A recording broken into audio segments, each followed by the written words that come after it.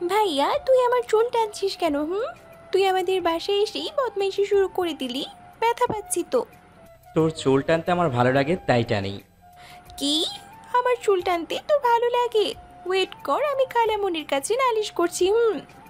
খুশবু আনে লাগে যারা যারা, নজরে চুরানে লাগে যারা যারা, দিল পে বোঝানে লাগে যারা যারা, আপনা বানানে লাগে যারা যারা যারা যারা যারা যারা, ও খুশবু আনে লাগে যারা যারা। তোর সাহস তো মন্দ না, আমাকে জড়িয়ে ধরে আবার আমার নাম নিয়ে গান গাইছিস। বদতমিজ লড়কা, ছাড় আমাকে। হুম, ছাড়ব না।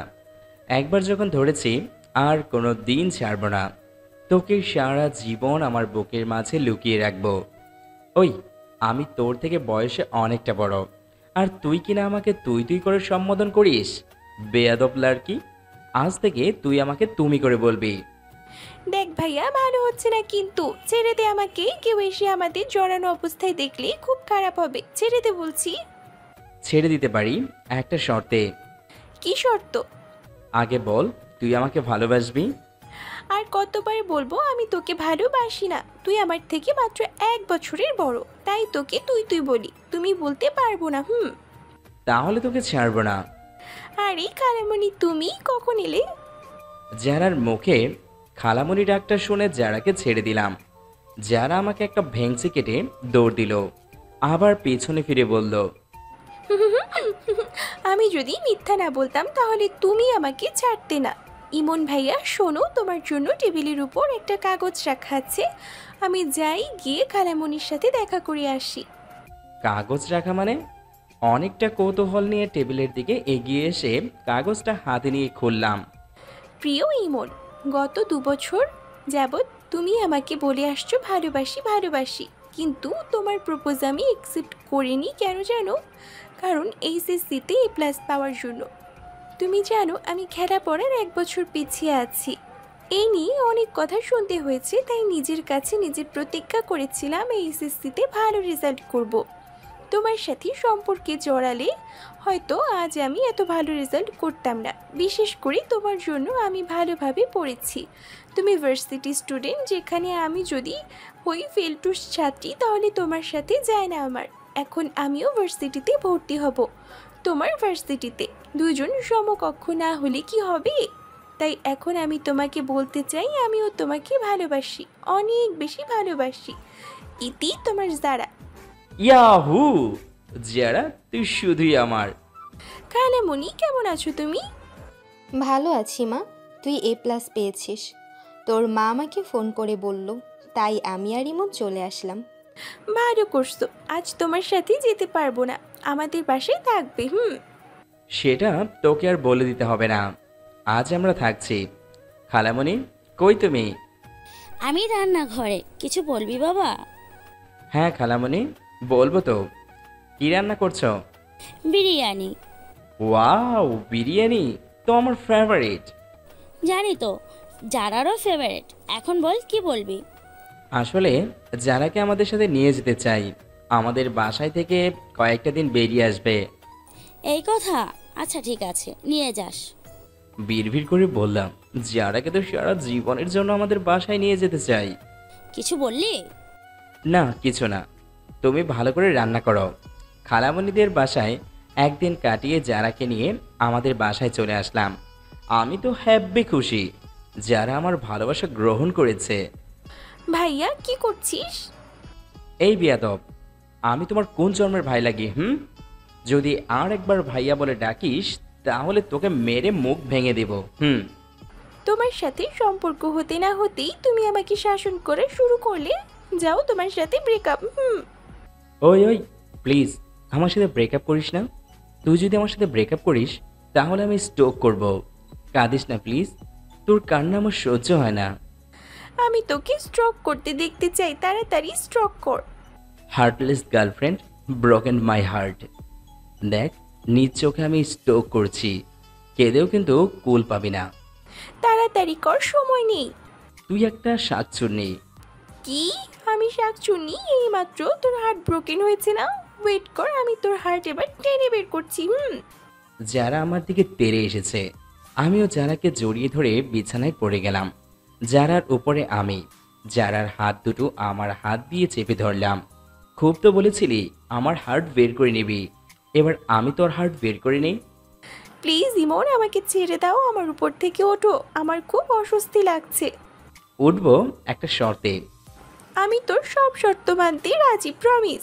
এবার উঠে পড় প্লিজ। আমাকে আর তুই বলবি না, তুমি বলবি। ঠিক আছে, তবে আমাকেও তোমার তুমি বলতে হবে। ওকে, ডান। চুমু দিলাম। যারা লজ্জা পেয়ে দৌড়ে পালালো। খালামণি, তোমাদের বাসায় এসেছি বেশ কয়েকদিন হয়েছে। এবার তোমার বাদর ছেলেকে বলো আমাকে বাসায় দিয়ে আসতে। আজকেই চলে যাবি? হ্যাঁ। ইমন, ইমন, কোথায় তুই? জি আম্মু, বলো, কিছু বলবা? যারাকে ওদের বাসায় পৌঁছে দিয়ে আসু। আজই যাবি? না গেলে হয় না? আর কয়েকটা দিন থেকে যা প্লিজ। মা যেতে বলেছে, বাবা ব্যবসার কাজে কয়েকদিনের জন্য বের হবে। মা বাসায় একা একা থাকতে পারবে না, তাই যেতে হচ্ছে। তাহলে কি আর করার, চল তোকে এগিয়ে দিয়ে আসি। ভার্সিটিতে অ্যাডমিশন চেষ্টা দিয়ে চান্স পেয়ে ভার্সিটিতে ভর্তি হলো যারা। এখন আমি আর যারা একই ভার্সিটিতে পড়ি। আমি দ্বিতীয় বর্ষের ফাইনাল দিয়ে তৃতীয় বর্ষে উন্নতি হলাম, যারা প্রথম বর্ষে। ভাবতে ভালো লাগছে, এখন থেকে প্রতিদিন যারার সাথে দেখা হবে। আমাদের মাঝে সম্পর্কটা বেশ ভালোই চলছে। যারার ছোট্ট ছোট্ট আবদারগুলো মেটাতে আমার খুব ভালো লাগে। তবে সবচেয়ে মজার বিষয় হলো, আমি প্রতিনিয়ত যারাকে কিছু না কিছু বলে খেপিয়েই যাই। আর যারা আমার সাথে দিনের মধ্যে 10 থেকে 12 বার ব্রেকআপ করে। তবে আমি ওর রাগ ভাঙাতে যাই না।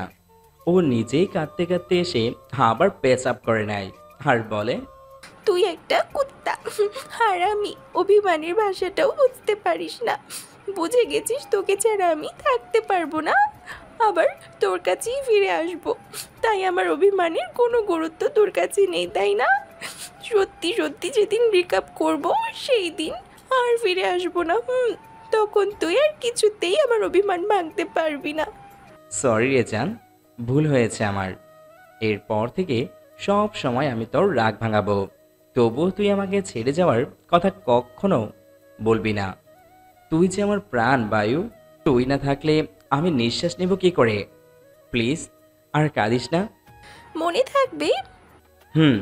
এভাবে কেটে গেল 2টা বছর। আমারও অনার্স কমপ্লিট হয়ে গেল।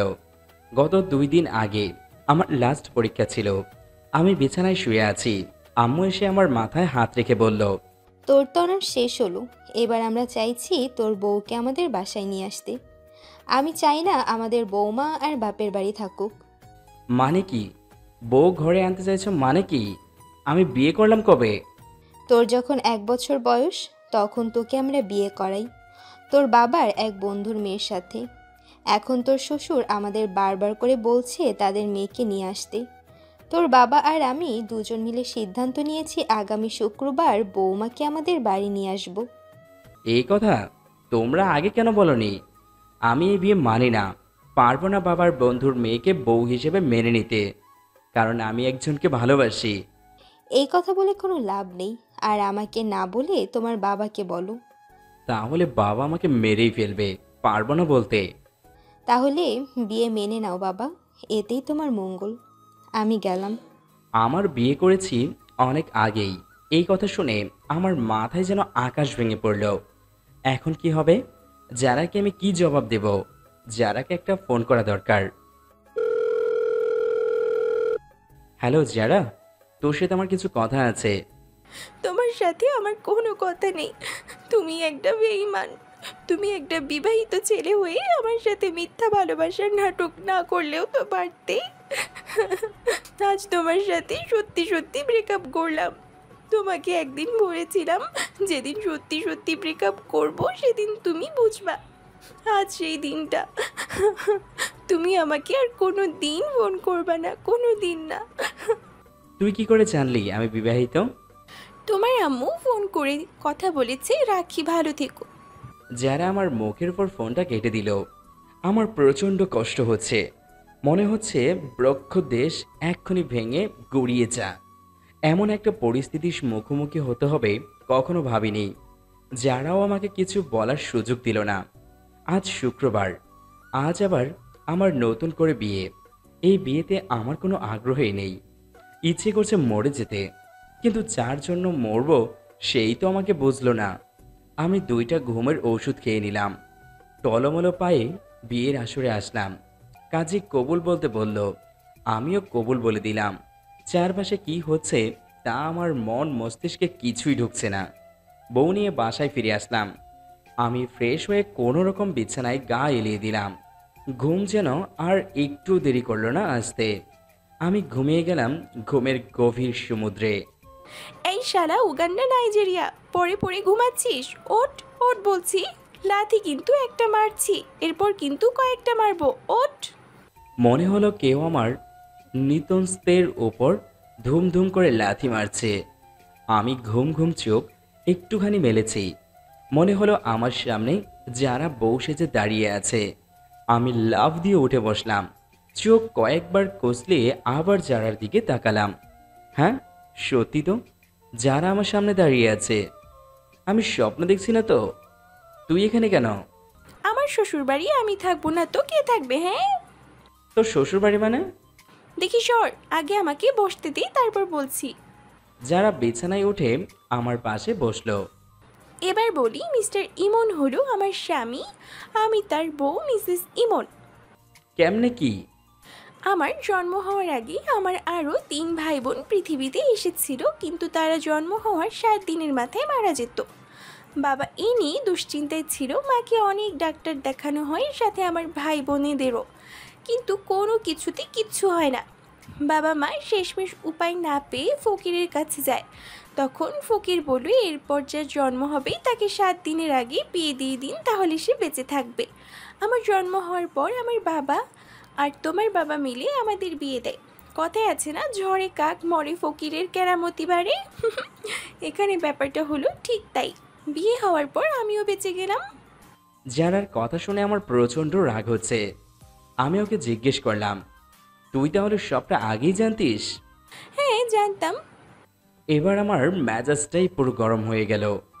চৌমি যারা গলা চেপে ধরে বললাম, তুই যখন সবটাই জানতিস তাহলে আমাকে এত কষ্ট দেওয়ার মানেটা কি? আরে ছাড়ো, আমার লাগছে। আগে আমার পুরো কথাটা তো শুনবা নাকি? কি কথা? এত জোরে কেউ গলা চেপে ধরে? উফ। শোনো, তুমি 4 বছর আগে আমাকে প্রপোজ করেছিলে, সেদিন মা সবটা দেখেছে। তারপর মা আমাকে তোমার আর আমার বিয়ের কথা বলে, আরও বলে এইসব কথা তোমাকে না বলতে, তাহলে তোমার লেখাপড়ার ক্ষতি হবে, আর আমাকে তোমার যোগ্য হতে, তাই আমি কিচ্ছু বলিনি। আমি মানলাম তোর বাবা আর আমার বাবা বন্ধু, কিন্তু তুই আমার সাথে নাটকটা করলি কেন? তুই জানিস আমার কতটা কষ্ট হয়েছে? এটা ছিল তোমার ভালোবাসার পরীক্ষা। আমি দেখতে চেয়েছিলাম তুমি আমাকে কতটা ভালোবাসো। আমার পরীক্ষায় তুমি পাস। পরীক্ষা মারাও? আজ তোমার খবর আছে সোনা পাখি।